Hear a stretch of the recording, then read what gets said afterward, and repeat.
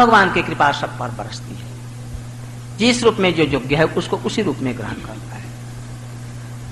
अरे और की भक्ति की तो बात छोड़ दो, तस्मात् वैरानुबंधेन भयेन, और क्या, स्नेहेन,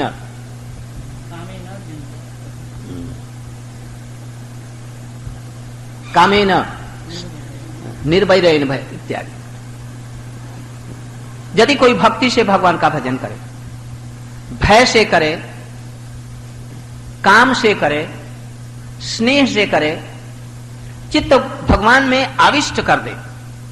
आवेश्य माने क्या, आविष्ट कर दे। आविष्ट माने क्या, आविष्ट का एक उदाहरण ऐसे समझ लीजिए, सरल सहज है। हम लोग सुन रहे हैं, आवेश किसी का नहीं है, बहुत कम लोगों का आवेश इसमें है। एक मैंने कोई हमारे पास में वो था जिसमें सांप रहता है, विषधर सर्प, और लेकर के हमने इधर में छोड़ दिया। क्या करेंगे सब लोग, ऐसा आवेश हो जाएगा जो सांप जिधर जिधर जाएगा उधर ही नजर जाती चली जाएगी। सांप इधर से जाएगा तो सब लोगों की नजर कहां रहेगी, उठ करके खड़े होकर के पहले तो भागेंगे सांप को देख करके जिधर सांप नहीं जा रहा, और उसी में आविष्ट हो जाएंगे और रोमांच हो जाएगा, भीतर में भय हो जाएगा। ऐसा उसमें जो एक मिनट भी इधर उधर नजर नहीं जाएगी, चित्त नहीं जाएगा, मन नहीं जाएगा, सब उसमें आविष्ट हो जाएगा। यह है भय। इसलिए भय के द्वारा, बैर के द्वारा वैरानुबंध है ना, चित्त सहज रूप में वो आविष्ट हो जाता है। ऐसे यदि भक्ति के द्वारा कोई चित्त भगवान में आविष्ट करे, स्नेह से करे, निर्वैर माने किसी से बैर नहीं, अतत भक्ति, यह साधारण भक्ति, निर्वैर बने। कामेन, काम से भी यदि निविष्ट हो जाए, जैसे भी हो कृष्ण में चित्त आविष्ट हो जाए, जेन केन उपायेन कृष्णे मनोनिवेशय, चित्त को निविष्ट करना चाहिए, आविष्ट होने की चेष्टा करनी चाहिए। होगा नहीं, जितना भय में और बैर में जल्दी से स्वाभाविक रूप में हो जाता है, भक्ति में जोर लगाना पड़ेगा, जन्म जन्मांतर भी लग सकते हैं। इसके बाद में ऐसा कह करके, ऐसा क्यों कहा, किसी प्रकार से चित्त भगवान में लगना चाहिए। शत्रुता से हो, डर से हो, भय से हो, काम से हो, शत्रुता से हो, 5 या 6 प्रकार का उन्होंने बतलाया, 6 प्रकार से बतलाया है। उसी को उपमान देकर के फिर बतला रहे हैं। और फिर एक उसमें बतलाया, जथा वैरानुबंधेन क्या मतम तन्मयताम याद न तथा भक्ति योगे नीति में निश्चिता मति। हमारा निश्चित मत है कि जिस प्रकार से बैर से, भय से, शत्रुता से चित्त कृष्ण में आविष्ट हो जाता है, भक्ति के द्वारा नहीं होता है। भक्ति माने यहां पर क्या कहा गया, वैधि भक्ति। वैधि भक्ति कौन सी वैधि भक्ति, जिसमें अभी अनर्थ भरे पड़े हैं, चित्त को ले जाते हैं कृष्ण में और चित्त भागता है उधर। अभी भागवत सुनने के लिए आए तो उसमें नींद आ जाएगी। इस तरह से हम चित्त को ले आते हैं इधर में, किंतु चित्त नहीं लगता। यह है वैधि भक्ति। और रागानुगा भक्ति है वो जो रुचि के साथ में होती है, लोभमयी जो होती है, वो क्या करती है, एक बार रुचि से आरंभ होगी, उसमें चित्त आविष्ट हो जाता है, इसलिए वो उसके बाद में आसक्ति और आसक्ति के व्यापार में भाव हो जाता है। तो उसके लिए बहुत सौभाग्यवान होने की जरूरत है। गुरु वैष्णव का की जिस पर कृपा बरसे अहेतु के रूप में उसके लिए संभव है। इसलिए कहते हैं हमारा निश्चित मत है, वैरानुबंध के द्वारा जैसे चित्त आविष्ट हो जाता है भगवान में, जैसे शिशुपाल 4 भुजा लेकर के जन्मा, 4 भुजाएं थी, उसको आकाशवाणी हुई, जिसको देखने से, जिसके दर्शन से 2 भुजाएं गिर जाए और 2 भुजाएं रह जाएं, वही इसको मारेगा। अम्मैया बड़ी चिंतित थी, वो तो शिशु था छोटा, 2-4 वर्ष हो गए या थोड़ा बड़ा हो गया, कुछ कृष्ण उसको दर्शन करने के लिए आए। उनकी बहन का, उनकी बुआ जी का लड़का था, कुंती की बहन थी, उसी का लड़का, वसुदेव जी की भगनी। कृष्ण आए उपढौकन उपहार लेकर के बच्चे के लिए, और वहां रख करके बच्चा, उसने बुआ जी ने बच्चा उनकी गोद में दे दिया। गोद में देने के पहले ज्यों ही कृष्ण ने उसके तरफ में देखा, वह उसकी दो भुजा गिर गई। अब वो बहन, वो बुआ जी रोने लगी, ये तुम्हारे हाथ से मरेगा। कहा मैं नहीं मारता, मैं क्यों मारूंगा। उन्होंने कहा तुम प्रतिज्ञा करके संकल्प करके कहो जे मैं इसको नहीं मारूंगा। उन्होंने कहा जी ऐसा तो नहीं कहता, किंतु 100 तक कोई अपराध करेगा तो नहीं मारूंगा, इसके बाद में हम विचार करेंगे। अच्छा तो 100 कैसे, आपको तो अपमान गाली नहीं देगा। अच्छा ठीक है। अब वो जब होश आया तब उसने सुना कि हमको इसी के हाथ से मरना है, तो क्यों नहीं मैं पहले ही उसको मारूं। अब ये इसकी भावना आई, बस शत्रुता कर लिया एकदम जन्म से। पानी पीता तो उनको कोसता हुआ, गाली देता हुआ, एकदम उसकी दृढ़ भावना हो। अब वो ऐसा हो गया, उसमें मरने की चिंता, उसमें जो उसमें आविष्ट हो गया। और आविष्ट होने से क्या हुआ, उसके जितने पूर्व जन्म के कर्म और जो कुछ था वो सब कुछ निर्मल हो गया। आविष्ट होने से गाली देना भी भूल गया, सब कुछ, किसी वैष्णव की निंदा इत्यादि करना, ये सब बातें भी भूल गया। कृष्ण से बैर के हो जैसे। ये बैर क्या चीज है, पारमार्थिक तो है नहीं, है क्या चीज। परमार्थिक किसको कहते हैं, इस चीज को समझना चाहिए। यदि कोई हम भीतर में कोई द्वेष भाव लेकर और किसी भगवत संबंधी वस्तु का अनादर करते हैं, अवज्ञा करते हैं, निंदा करते हैं, उसका विरोध करते हैं, तो ये परमार्थिक हानि होगी। और ऐसे साधारणों के प्रति जो कर्म है, कोई निंदा, गाली, चुगली, ये सब साधारण लोगों के लिए, उन लोगों के लिए ये पारमार्थिक हानि नहीं होगी। अजामिल ने जो कार्य किए थे वो क्या था, लौकिक कार्य थे, इसलिए उसका अपराध नहीं हुआ, नहीं हुआ उसका अपराध। अपराध किसका होगा, यदि भगवत संबंधी हरिनाम है, यदि उसका अनादर करता है, उसका और दूसरे देवताओं का नाम एक बराबर समझता है, गुरु जी की अवज्ञा करता है, गुरु जी की अवज्ञा करने से ये भगवत संबंधी है, अपराकृत तत्व है। वैष्णव की निंदा करते हैं, ये अपराकृत तत्व है। इनके संबंध में यदि मजाक में भी यदि कुछ करेगा, यदि अवहेला करेगा, मारना पीटना तो बहुत दूर की बात, यदि अवज्ञा कुछ कर दिया तो ये अपराध होगा, भक्ति को समूल ही खत्म कर देगा। यदि कोई वैष्णव की हंती मारता है, निंदा करता है, हंति निंदती वही देष्टि, द्वेष करता है, वैष्णव आए उनका अभिनंदन नहीं किया, अरे ये क्या है, वो बेकार का ये सब, उठ करके अभिवादन नहीं किया, और क्रुद्धते जातिनो हर्षम, देख करके क्रोधित होता है। या कोई एक आदमी उनसे द्वेषपूर्वक कुछ कह रहा है तो कहता हाँ हाँ वो ठीक है, बहुत अच्छा, ये वैसे ही व्यक्ति है, ये अनुमोदन भी यदि किया, वैष्णव की निंदा भी सुना और अनुमोदन नहीं करके चुपचाप शांत भी रहा, महाघोर अपराध हो जाएगा, क्योंकि ये वैष्णव विष्णु संबंधी है। इन्हें खूब सावधान रहना।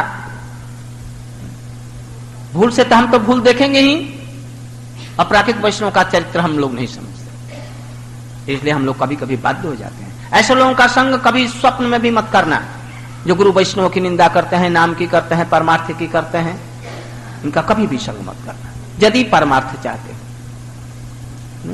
इसलिए मारना पीटना तो बहुत, उससे न जाने क्या होगा, ये सब बातें भी नहीं होनी चाहिए। और ये नहीं होने पर यदि भगवान से बैर है और सब बातें हैं, तो चित्त अभिष्ट होने पर भगवान की प्राप्ति हो जाती है, किंतु किस रूप में होती है उसको ये दिखला रहे हैं। इसलिए यहां उदाहरण देकर के अब कह रहे हैं, कीट पेश कृता रुद्ध कुड्यायन तमोनुस्मरण। एक तैल पोका होता है, तेल पीते हैं, और एक पानी में रहने वाले, सड़े गले पानी में रहने वाला बड़ा बड़ा, इतना बड़ा कीड़ा होता है, सब जगह जहां पर गंदा होता है वहां पर वो रहते हैं। कांच पोका जो होता है, तैल पोका, वो बड़ा तेजस्वी होता है, वो उसको पकड़ लेता है अपने से बड़े कीड़े को। जैसे सिंह अपने से बड़े हाथी को पकड़ लेता है, वैसे ये कीड़ा उसको पकड़ लेता है और पकड़ करके उसको अपने माद में ले जाता है, घोंसले में, और उसके रास्ते बंद कर देता है और उसके सामने डराता है।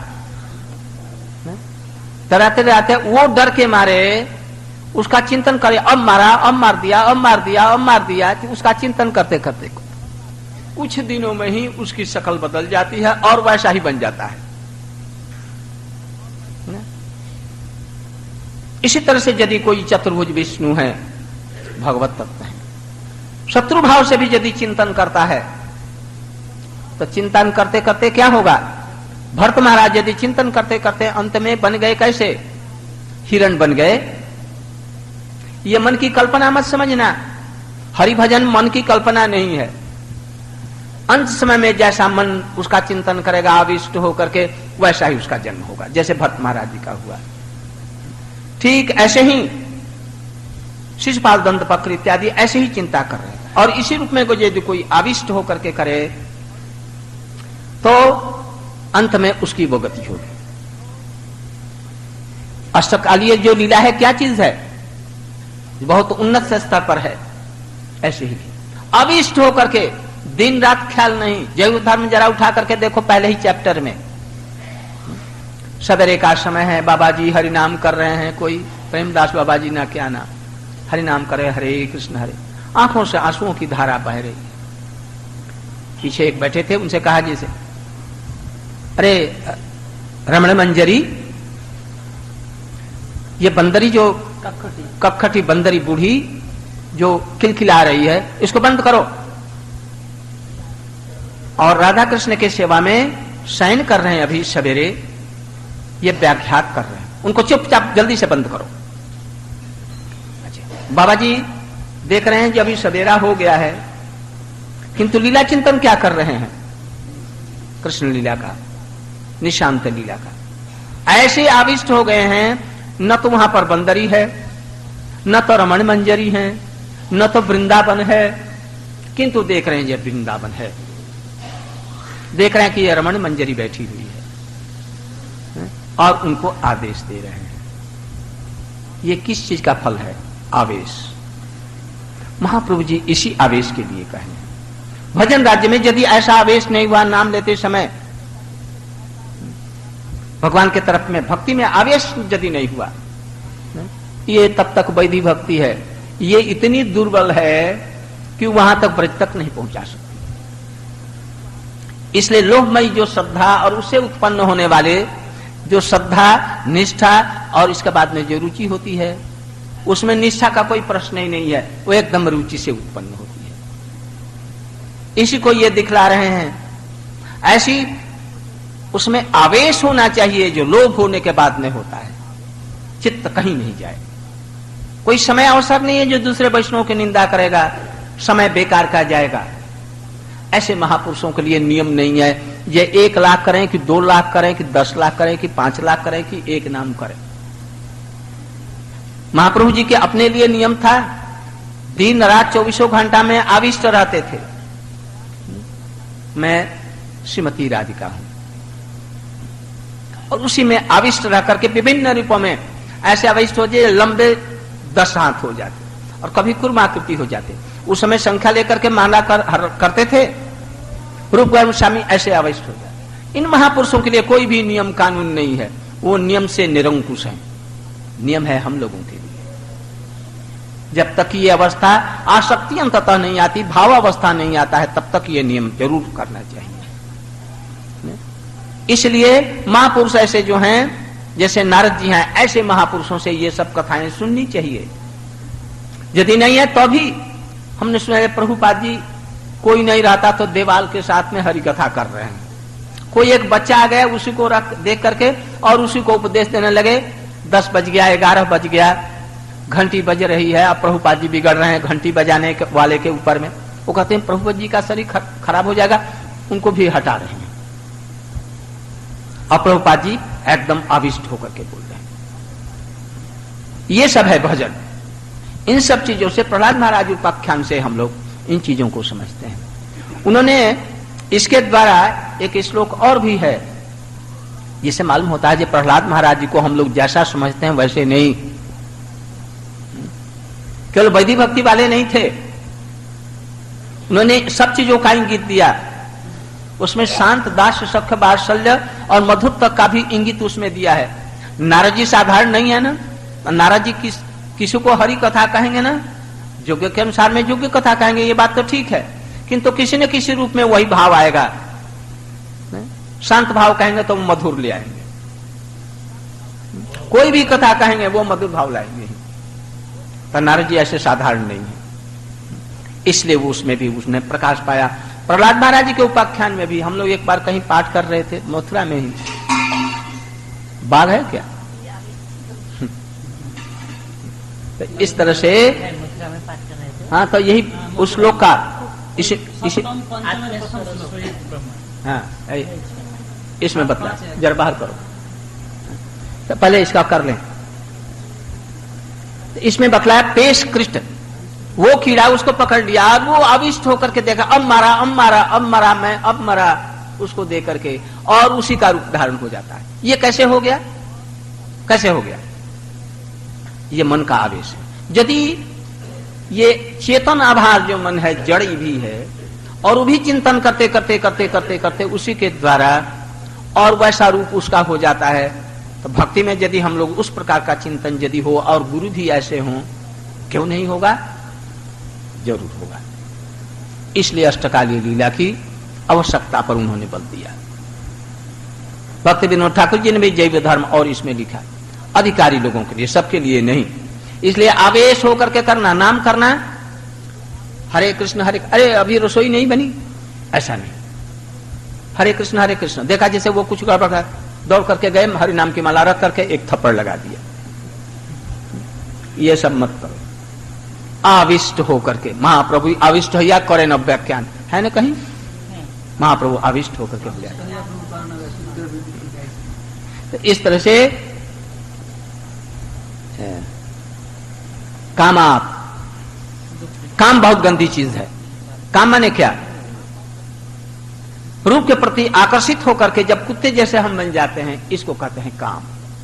उस समय बुद्धि कोई काम नहीं करती, जैसे शंकर जी का मोहिनी का रूप देख करके हो गया, ये चीज है काम। उसमें मन में कंट्रोल करना है। नारद जी के लिए, विश्वामित्र के लिए, ऐसे बड़े बड़े ऋषियों के लिए भी संभव पर नहीं होता है। काम है बहुत गंदी चीज, इससे खराब और कोई चीज नहीं है। किंतु इसको भी, काम को भी भगवान में लगा दिया जाए तो क्या करेगा वो? सबसे उन्नत किस्म की कृष्ण में वैसी भक्ति हो जाएगी। जैसे कामी लोग कहता होता है, काम ही नारी प्यारी जिमी, लोभ ही प्रिय जिमी दाम, तिमी रघुनाथ निरंतर प्रिय लागो मोहि राम। कहते हैं कामी को जैसे नारी प्यारी होती है, दिन रात उसमें डूबा रहता है, ऐसे ही आपके चरण कमलों में हमारा चित्त हो आवेश के साथ। सुनने में तो ये खराब लगता है। महाप्रभु जी ने एक ऐसा ही उदाहरण दिया है। एक नारी, वो दूसरे पुरुष के साथ में उसका चित्त लग गया है, किंतु घर का काम ऐसे करती है किसी को मालूम ना पड़े जैसे ये खराब हो रहा है। नहीं तो वो टोकेंगे, कहे तुम्हारे चित्त कहाँ है? इसलिए मन लगा करके इस काम को करते। चित्त कहाँ है? पर पुरुष में। बात तो गंदी है, किंतु परमार्थ में लाने पर यह सर्वोत्तम बात हो जाती है। इसलिए कृष्ण में आवेश हो तो ऐसा, यही सर्वोत्तम भक्ति है। इसी को पारकीय भाव अपराकृत राज्य में बतलाया गया। इसलिए कामात, भयात, द्वेषात, द्वेष, द्वेष बहुत खराब चीज है। किसी से द्वेष मत करो। निंदा भी दो तरह की होती है, एक प्रतिगर्भ और एक द्वेष गर्भ। यदि प्रीतिपूर्वक किसी की निंदा की जाए, जैसे गोपियां कहते हैं कि बड़े काला है कृष्ण को, धूर्त है, चोट्टा नंबर 1, स्कूल उसकूल दोनों को चोरी करने वाला है, दुकूल चौरम, इस तरह से क्या नहीं करती हैं। किंतु यह कैसा है? प्रतिगर्भ है, ये निंदा नहीं है। और दूसरी तरफ में यदि द्वेष पूर्वक, इतना भी द्वेष पूर्वक को निंदा हुई तो हमारा परमार्थ ही को चौपट कर देगा। इसलिए ऐसा कभी जीवन में अवसर नहीं आने दो। भयात, भय, स्नेहात, स्नेह, भक्त्या, भक्ति, किसी भी प्रकार से आवेश तदहंग हित्वा, अगर आवेश होने से उसके आघव दूर हो गए, किसके, जो ऐसा किया, काम का दोष दूर हो गया, शुद्ध में पारमार्थिक प्रीति पाया, द्वेष दूर हो गया भजन करते करते, वैसा करते करते, भय दूर हो गया और उसमें आविष्ट होने से परमार्थ को पा दिया। अब उसी को बतला रहे हैं उदाहरण देकर के। गोप्य कामा, गोपियाज का उदाहरण नहीं है, तभी नारद जी किस लिए कह रहे हैं? अच्छा समझो, अभी तुम समझदार नहीं है इसलिए उनके लिए कह रहे हैं। गोपियों में काम था? काम तो था नहीं, उनका तो प्रेम था। किंतु साधारण लोग उनको देखते हैं कि अपने पतियों को छोड़ करके, बच्चे को छोड़ करके, गुरुजनों को छोड़ करके, लोक लज्जा हाया सब कुछ छोड़ करके कृष्ण से मिली, पर पुरुष से। कहा अच्छा ठीक है, ऐसा भी कोई बात नहीं, तो अभी उनको ऐसा होगा। कृष्ण को वो प्राप्त हो गई, गोपियों का काम था और ये सर्वोत्तम कोटि का ही है। इसलिए भक्ति में ये जो भी बतलाएंगे, कौन कौन बतलाया?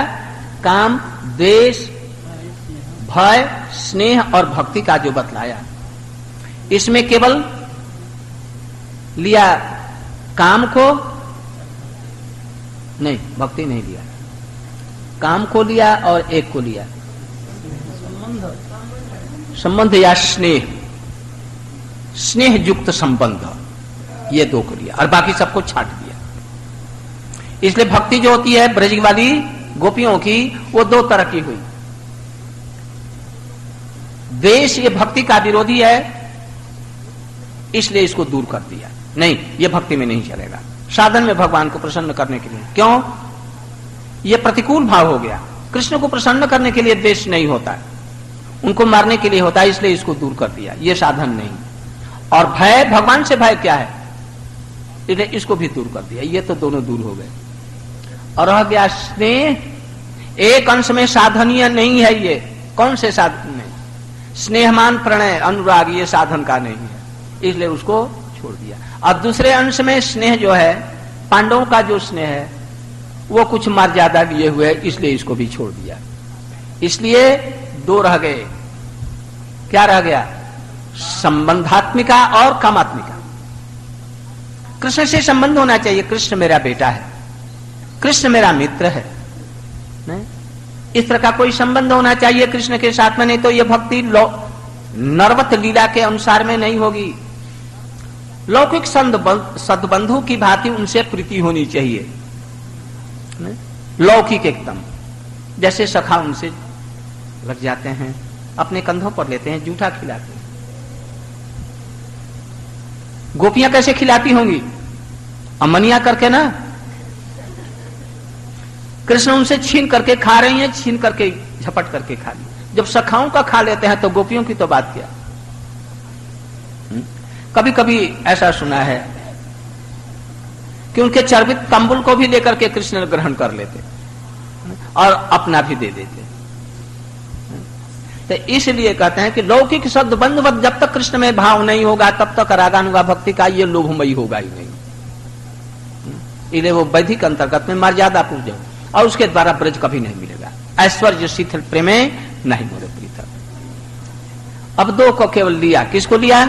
स्नेह को तो लिया नहीं, अब लिया एक संबंध को, कामात्मिका। इसलिए वैसी भक्ति जो होती है गोपियों की, एक कामात्मिका और दूसरी होती है संबंधात्मिका। यशोदा जी का संबंधात्मिका है, नंद बाबा का संबंध था। कैसे? नंद के घर में उनकी स्त्री से उत्पन्न हुए, गर्भ से उत्पन्न हुए, इसलिए यह संबंध हुआ। यह संबंध कभी भी नहीं छूटने वाला।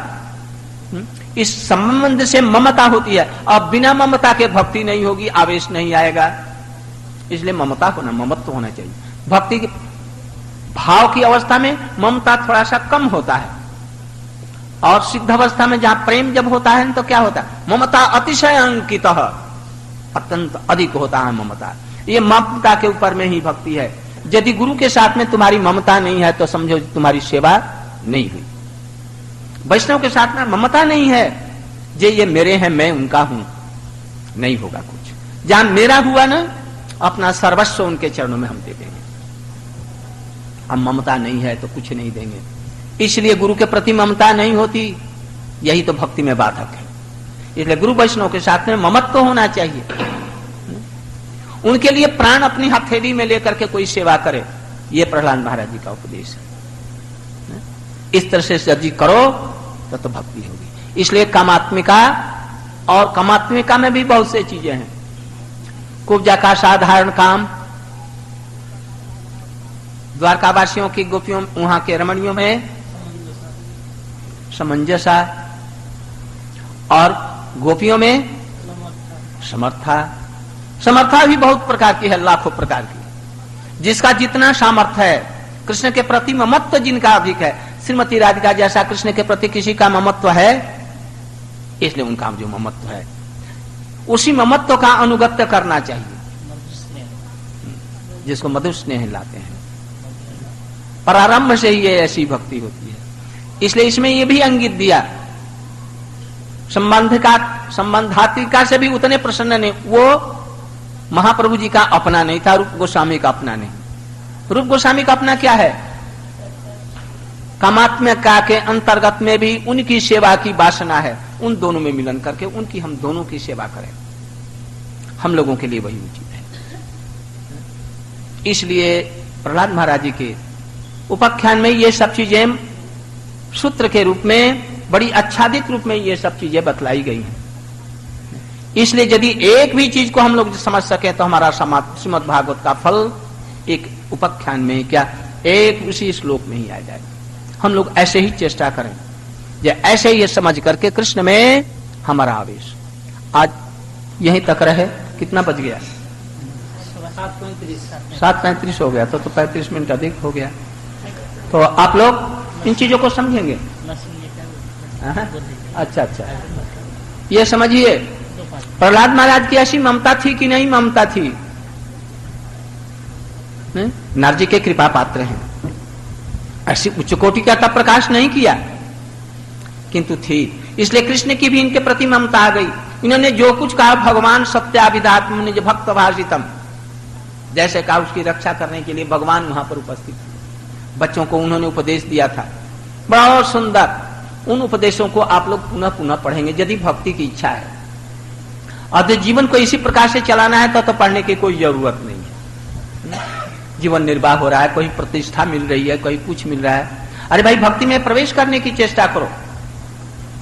चैतन्य चैतामृत श्रीमद् भागवत का अनुशीलन ने, अनुशीलन माने क्या, गाढ़ रूप में आवेश के साथ में अनुशीलन, ऐसा करो, नहीं तो जीवन बेकार का हो जाएगा भाई। जैसे हम और अभी भजन करते हैं, उन्होंने शिक्षा दी, और असुर बालक जो असुर के समान बुद्धि होती है, और उन्होंने उनके एक दिन के उपदेश से समस्त बातें मान करके उनके साथ में कीर्तन करने लगे। उनका चित्त एकदम बदल गया। हिरण्यकशिपु ने बुलाया गुरु जी को, ये क्या, कहां से आवाज आ रही है कीर्तन की, कहां है कीर्तन ध्वनि हो रही? उन्होंने कहा, जब क्या बतलाऊं महाराज, पहले एक प्रहलाद था, अब तो हमारी स्कूल में ऐसा कोई बच्चा ही नहीं है जो प्रहलाद महाराज ना हो। ये तो बड़े की बात है। अच्छा, तुमने देखा नहीं, अभी तुमको देखो पद करते हैं। अरे प्रभु, हमारा कुछ इसमें कसूर नहीं है, ये तो स्वाभाविक रूप से उसका हो रहा है, और उसके संग से ऐसे हो गए। अच्छा, बुलाओ उसको। उसको लाया गया।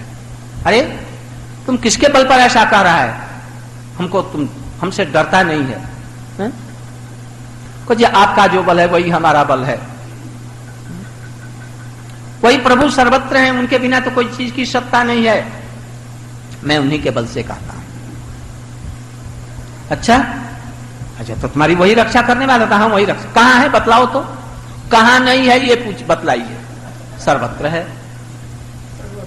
हम लोग देखते हैं? हम लोग तो नहीं देखते। बहुत दिन तक सुन भी रखे, ऐसी निष्ठा ही नहीं होती ये भगवान सर्वत्र है। नहीं तो बदमाशी चोरी करते हैं, गुरु जी से छिपाते हैं, गुरु जी की वैसी सेवा नहीं करते, भगवान का भजन नहीं करते।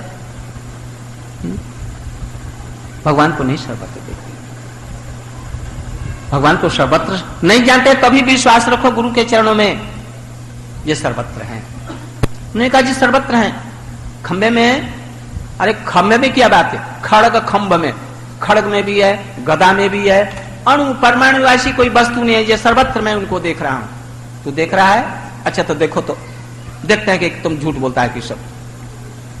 बस खंभा सामने था, उठा और गर्जन करते हुए मुष्टिका से प्रहार किया, और प्रहार करना था सत्याविधातम निज भक्त भाषितम। प्रभु एकदम खंबे से निकले, नम मृगो नम मानुषम। उस सभा में एकदम विराट शब्द, तुमुल शब्द हुआ, सब लोगों के कान एकदम बंद हो गए, और देखा अद्भुत एक सिंह यहां तक, सिंह का, और नीचे मनुष्य जैसा, और कांप रहे हैं क्रोध से, आंखें लाल हो रही। हमारे भक्त को इतना कष्ट दिया, और उसको मच्छर की भांति ऐसे पकड़ लिया।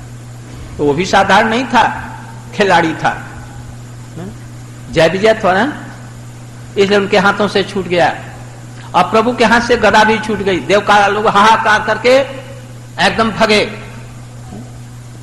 कहता है अच्छा जो है सो है तू, बस गदा लेकर के उनके साथ में लड़ने लगा। अब प्रभु उसको मदारी जैसे सांप को नचाता है, गरुड़ जैसे सांप को खिलाते हैं, ऐसा खिलाड़ी से ऐसा नचाने लगे। देवता लोग प्रभु ऐसा मत कीजिए, नहीं तो अभी हम लोगों को भी ध्वंस करेगा, और हम लोगों को बहुत डर लग रहा, आप जल्दी से इसको देखिए। प्रभु जी समय की प्रतीक्षा कर रहे थे, न दिन रहे न रात, आकाश न पाताल, न कोई महीना रहे न कोई दिन रहे, ऐसा खोज रहे थे। न अस्त्र न शस्त्र, न घर के बाहर न भीतर, उसके समस्त बरों को भी ख्याल रखते हुए शाम के लिए प्रतीक्षा कर रहे थे। इतने में सूर्यास्त हुआ, न दिन न रात, बस उसको पकड़ लिया और दहली के ऊपर में उसको रखा, और अपने जंघों पर रख करके, और आकाश भी नहीं, आकाश में भी नहीं, नीचे, और कोई अस्त्र न शस्त्र कुछ भी नहीं, नखों को एकदम लगाया, और लगा करके उसके नाड़ी निकाल ली, और बाहर करके गले में लगा दिया, भयंकर, और जटाएं से आग निकलने लगी। हाँ। जय हो। इस प्रकार से देवता लोग थरे भी काम करने लगे। उसका तो वो तो मरा, एक क्षण भी नहीं लगा उसको मारने में। सब लोग आश्चर्यचकित रह गए, देवता लोग डर के मारे घबरा गए। उस समय में उनको लाए, लक्ष्मी जी को लाए, प्रभु का क्रोध शांत करो। उनका क्रोध ही शांत नहीं हो रहा है। शंकर जी ने कहा मैं नहीं जाऊंगा, ब्रह्मा जी ने कहा मैं भी नहीं जाऊंगा प्रभु को, डर के मारे थप थरहरी कंप लगे। उस समय में ब्रह्मा जी ने और सब लोगों ने मिलकर के कहा बच्चे तुम्हारे लिए प्रकटित हुआ, तुम इनके क्रोध को शांत कर दो, जरा जाओ। तो बस प्रहलाद महाराज जी ठुमुक करके 5 वर्ष के छोटे बच्चे एकदम निर्विकार भाव से जाकर उनको उछल करके उनकी गोदी में बैठ गए। उनकी आंखों से जो अंगार बरस रहे थे अब शीतल आंसू बहने लगे, क्रोध शांत हो गया, जटाओं से आग निकल रही थी वो थम गई। बोले जी प्रहलाद हमारे आने में विलंब हुआ, तुमको बहुत कष्ट दिया इसने, तुम कुछ वर मांगो। देवता लोग सब स्तुति करने लगे। उन्होंने कहा कि कुछ वर मांगो, हमारा दर्शन अमोघ है। उन्होंने कहा मैं बनिया नहीं हूं जो कोई इसके बदले मांगे, इसलिए पहले हमारे अंदर में कुछ है ऐसी भावना, इसलिए आपने ऐसा कहा जो वर मांगो, इसलिए वर मांगने की हमारी स्पृहा पूरी हो जाए। तो अभी कुछ मांगो। तो जब दिन ही है तो हमारे पिताजी ने आपके चरणों में बहुत अपराध किया, भक्तों के चरणों में, उनका दोष क्षमा कर। तब उन्होंने कहा जिन्होंने जिसके कुल में उत्तम वैष्णव हो उसके 21 पीढ़ी तक तर जाते हैं, मध्यमाधिकारी भी हो तो 14 पीढ़ी तक, और कनिष्ठ अधिकारी माने दृढ़ भक्ति वाला भी वो भी, तो उसके 7 पीढ़ी के लोग अनायासी तर जाते हैं। उसके संबंध से प्रभु की ऐसी उन पर ये हो जाती है, शुभ दृष्टि हो जाती है। यही अयक्त की कृपा कहलाती है। इसलिए तुम्हारा पिताजी का उद्धार हो जाए। कुछ और मांगो। तो उन्होंने कहा ये संसार वाले जितने बड़े दुखी हैं आपको भूल करके मैं जन्म जन्मांतर को उनका कष्ट झेलूं और उनको आप अपनी गति दे दीजिए। प्रहलाद महाराज जी को उन्होंने कहा, ये तुम्हारी जय हो, हमारी और तुम्हारी इस गाथा को जो कि सुनेगा उन सबका कल्याण हो जाएगा, उनको भगवत भक्ति होगी। ये प्रहलाद महाराज जी की गाथा है। उन्होंने स्पष्ट करके कुछ उपाय बतलाए हैं। गुरु शुश्रूषणम, जो शुभानंद ब्रह्मचारी जी बतलाया होगा, जो कुछ लाभ इत्यादि है सब प्रभु को अर्पण करो, उनके लिए करो।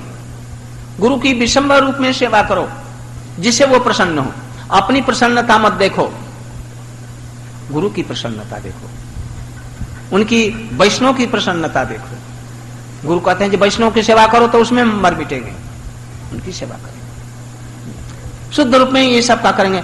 ये शरीर एक न एक दिन तो जाएगा ही, क्यों नहीं मल करके वैष्णव की सेवा में इसको लगा दे। वैष्णव की सेवा में पैखाना फेंकना बहुत गंदी चीज है, ऐसा नहीं, मैं ऐसा नहीं करता, मैं तो भागवत पाठ करूंगा केवल, ये विचार नहीं। जैसे वो प्रसन्न हो वैसी सेवा हम करेंगे जिससे वो प्रसन्न हो। नरोत्तम ठाकुर ने क्या किया, कैसे अपने गुरु जी को वशीभूत कर दिया। इसलिए भगवान की सेवा में ये सब, गुरु की सेवा में ऐसा नहीं विचार करके। ईश्वर पुरीपाद ने कैसे अपने गुरु की सेवा की, कैसे वैष्णव की सेवा की।